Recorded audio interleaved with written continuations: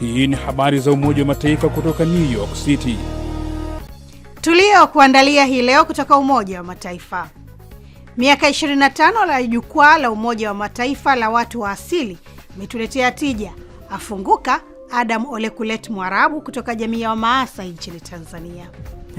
Tanzania kama nchi mwanachama imeweza kutoa fursa za watu kuweza kushiriki na kutoa maamuzi, japo kwa kipimo kwamba ni kwa kiasi gani siwezi kujua, lakini hatua kubwa imepigwa tofauti na ilivyokuwa miaka ya nyuma. Naje, wafahamu maana ya neno mkunguni? Basi salia nami hadi mwisho kwenye kipengele cha Jifunze Kiswahili. Karibu.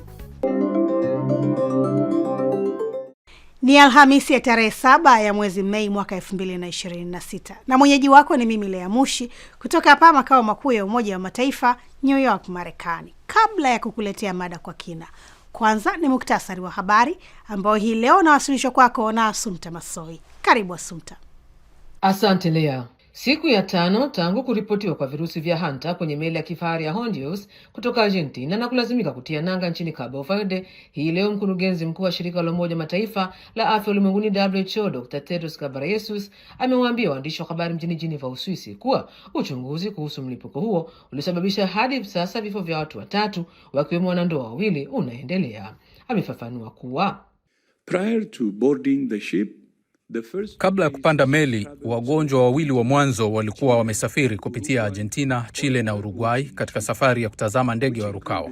Safari hiyo ilijumuisha kutembelea maeneo ambayo yalikuwa na aina ya panya wanaojulikana kubeba virusi vya Andes. WHO inafanya kazi pamoja na mamlaka za afya nchini Argentina ili kuelewa mienendo ya wanandoa hao, na ninaishukuru serikali ya Argentina kwa ushirikiano wake kutokana na uzoefu na utaalamu wake kuhusu virusi vya Andes. With Andes virus. Tukisalia na mlipuko huu wa virusi vya Hanta, mwakilishi wa WHO nchini Cabo Verde, Anne Lindstrand, amesema hivi sasa meli hiyo Hondios iko njiani kuelekea visiwa vya Kanari nchini Hispania.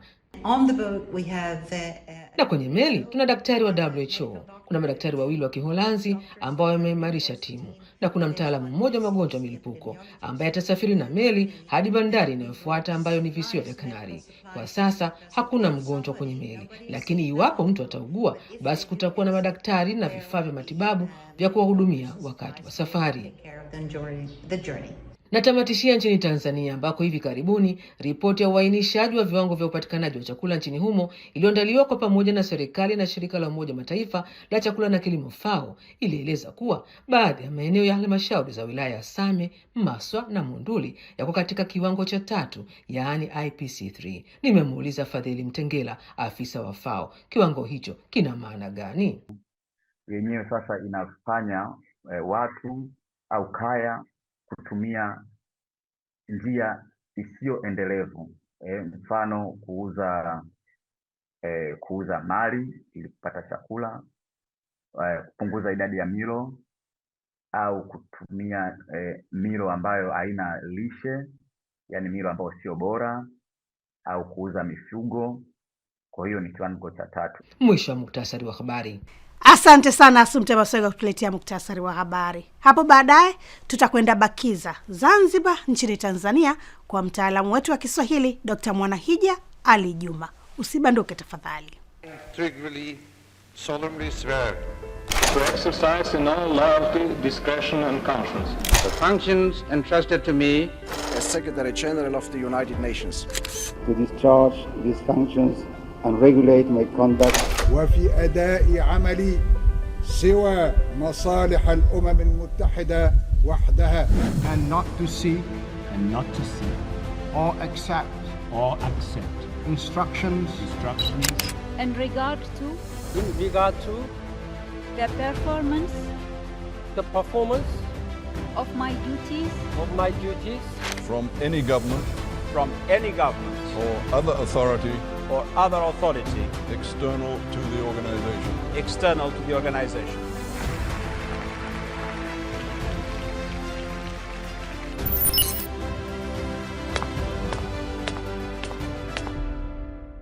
Ni habari za Umoja wa Mataifa kutoka hapa Marekani kupitia chaneli yetu ya YouTube Habari za UN na pia televisheni wa shirika. Unaweza kutembelea wavuti wetu ambao ni news.un.org/sw kwa taarifa na makala. Mimi ni Lea Mushi, tunasonga mbele na sasa ni wasaa mada kwa kina. Haki ya afya kwa mujibu wa Umoja wa Mataifa ni haki ya kila mtu bila kujali uko kwenye kundi gani au jamii gani. Huo ulikuwa ni msisitizo mwaka huu wa jukwaa la jamii za watu wa asili lililokunja jamvi wiki iliyopita hapa New York, Marekani.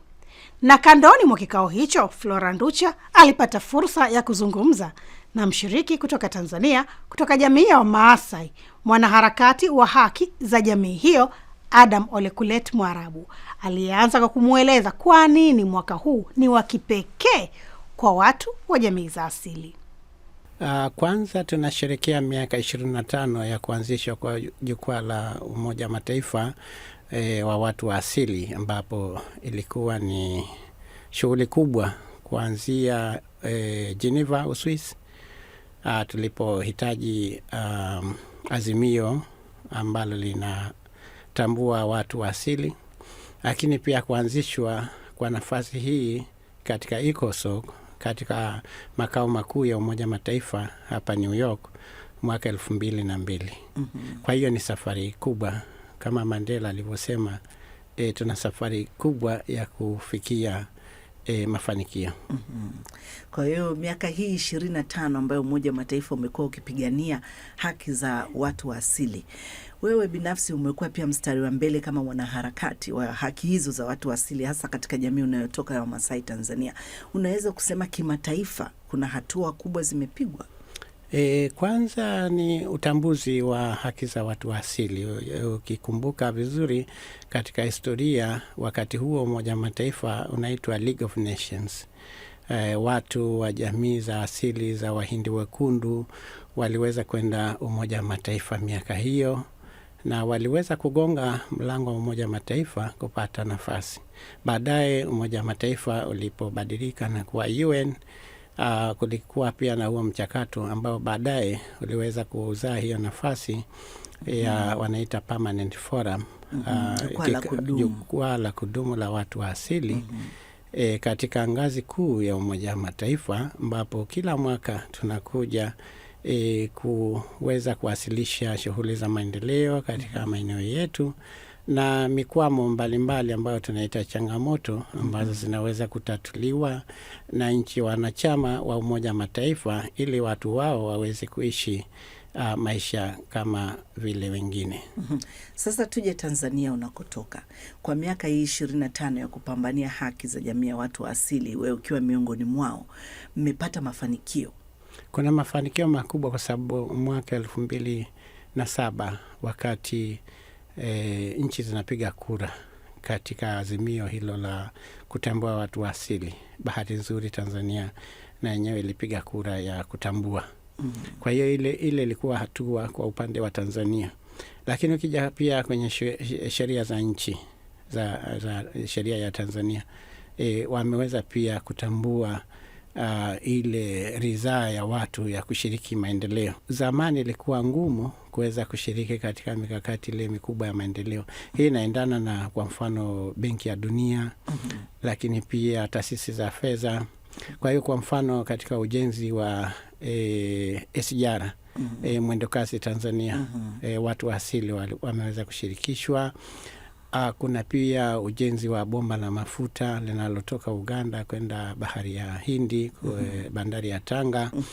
Na serikali pia imetoa nafasi ya watu wa asili kuweza kushiriki katika mchakato huo wa maendeleo ili kuweza kupunguza makali, na badala ya kuwa changamoto inakuwa fursa kwa watu wale wenyeji kupata fursa ya kazi, lakini kupata fursa ya kushiriki na sauti yao kuweza kusikizwa. Lakini pia ukienda hata katika miradi mingine, kwa mfano inahusu mabadiliko ya tabia nchi, kuna mikakati ya ushirikishwaji wa watu wa asili. Kwa hiyo katika upande huo wa miaka 25 ya jukwaa la kudumu la Umoja Mataifa kwa watu wa asili, Tanzania kama nchi mwanachama imeweza kutoa fursa za watu kuweza kushiriki na kutoa maamuzi. Japo kwa kipimo kwamba ni kwa kiasi gani siwezi kujua, lakini hatua kubwa imepigwa tofauti na ilivyokuwa miaka ya nyuma. Asante sana. Sasa mwaka huu jukwaa hili linamulika zaidi haki ya afya kwa watu wa asili. Sasa swala hili kwa upande wa Tanzania unakotoka, lina uzito gani, limepewa uzito gani kuhakikisha haki ya afya kwa watu wa jamii za asili inatekelezwa? Katika upande wa afya na katika maeneo yenye migogoro mbalimbali duniani ambapo ndio ajenda kubwa ya mwaka huu. Tanzania pia tumeweza, kwa mfano katika ule ujuzi wa asili wanaita indigenous knowledge. Bahati nzuri serikali inatambua, japo inasema ni wanasema alternative medicines, dawa mbadala. Wakati wa corona tuliweza kuweza kutumia kujifukiza. Kwa hiyo tulitumia dawa za asili, lakini pia dawa za asili pia zimekuwa zikitibu magonjwa ambayo saa nyingine katika mfumo wa hospitali ilikuwa ni ngumu. Kwa hiyo katika upande wa jamii za kwetu za asili tuna maarifa ya asili ambayo yanaweza yakahifadhiwa kwa ajili ya vizazi vya sasa na vijavyo. Lakini kwa upande pia wa mfumo wa afya wa nchi, ni mfumo ambao ni kwa watu wote, yani kwa wananchi wa nchi kwa ujumla. Kwa hiyo katika utoaji wa afya serikali inaona imekuwa ikipiga hatua kubwa ya kuleta pia huduma za afya katika maeneo ya ukaribu ya watu wa asili. Changamoto iliyopo katika upande wetu jamii za asili ni ule mfumo wetu wa kuhamahama, ambao hauna changamoto tu kwa upande wa afya, una changamoto pia kwa upande wa elimu.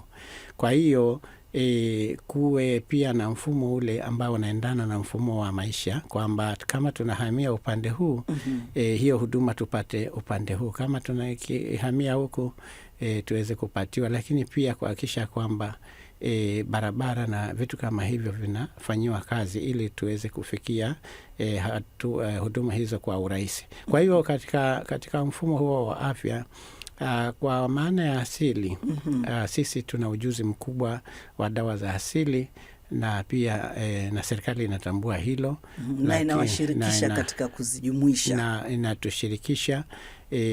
Pia naona kama kuna mwelekeo pia kuangalia kwamba je, dawa za asili zinaweza kutumika kwenye mahospitali.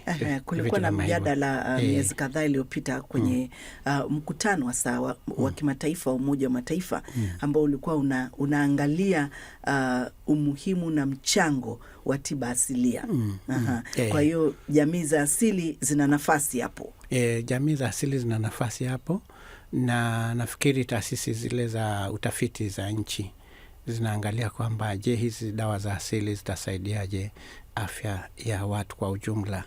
Kwa sababu sisi kama jamii za Wamasai, Wasandawe, Wahadzabe, Wataturu, Wabarbaig na Akie, ambazo bado tuko mfumo ule wa asili, tuna dawa kabisa za asili ambazo zikiwekwa katika mkakati zitasaidia kutatua hata magonjwa kama kansa, magonjwa kama ya ukimwi na magonjwa mbalimbali. Na upande wa lishe pia kuna dawa za kuweza kutatua tatizo la lishe.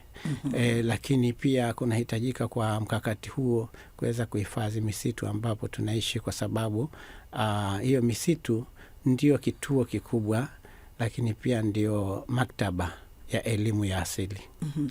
Na mwisho kabisa, ungependa kusema nini kuhusiana na miaka hii 25 ya jukwaa la kudumu la Umoja wa Mataifa kwa jamii za watu wa asili? Kwa ujumla ni mafanikio makubwa duniani, kwa sababu watu wa asili wanapokuja kukutana, tunapata nafasi ya kuweza kubadilishana uzoefu, lakini pia kuna ile ya kutetea nafasi ya kisiasa, kutetea nafasi ya kusikilizwa, lakini pia kupata nafasi ya kupashana elimu kwamba wenzetu wa nchi fulani wanafanya hiki kizuri, tuweze kuchukua na kuweza kufanya katika nchi tunakotoka. Nakushukuru sana na nakutakia kila laheri. Asante sana Flora. Asante sana.